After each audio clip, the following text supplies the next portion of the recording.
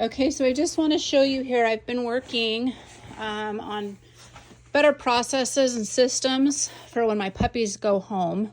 And I will be actually printing an actual bound book. But as you can imagine, that takes time and I have to build all the content.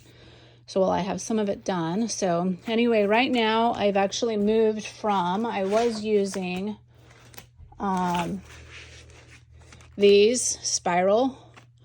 And then I had, stuff in here. I think for what I'm doing, I'm going to do this. So here is Padme's binder, and she gets to go meet her new family today, all the way to Lake Tahoe. So I've also made it to where prior to picking puppy up, you are required to show me that you have activated your Trupanion insurance.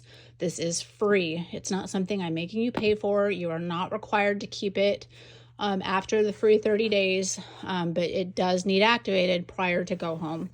Then we've got a letter from me. I have created a family tree. Padme, I don't have history. Like I know where I bought her. I know the genetics. I know the breeder well, and I trust the breeder, and I love the breeder.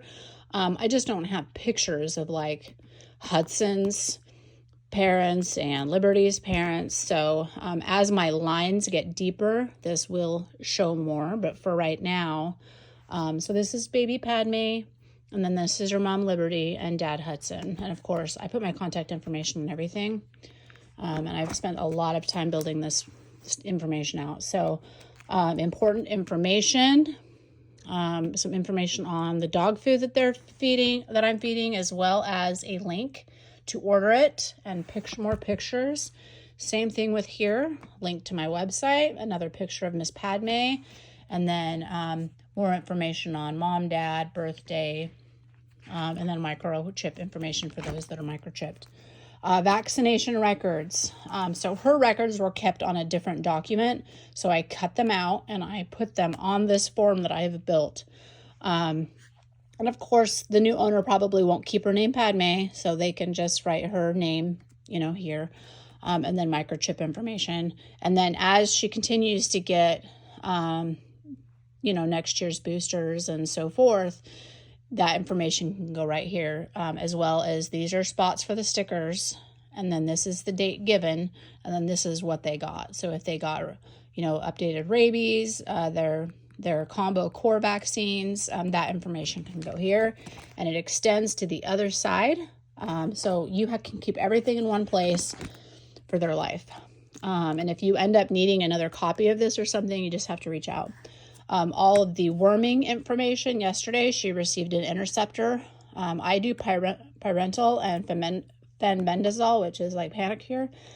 Here, so I start that at 2, 4, 6, 8 weeks going forward. And then yesterday, it takes about a week for worms to be expressed. After they're wormed, if they have worms, to be expressed out. So even if I worm a dog, they can have worms in their stool for like a week afterwards, but that's just them getting them out.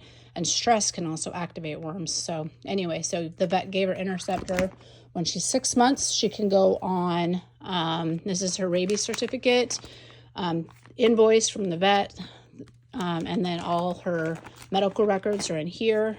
I follow AHA guidelines. My vet uses AHA guidelines. And so like a dog that's 4 months old, over 16 weeks of age, their vaccine requirements are different than a dog that is less than 16 weeks of age.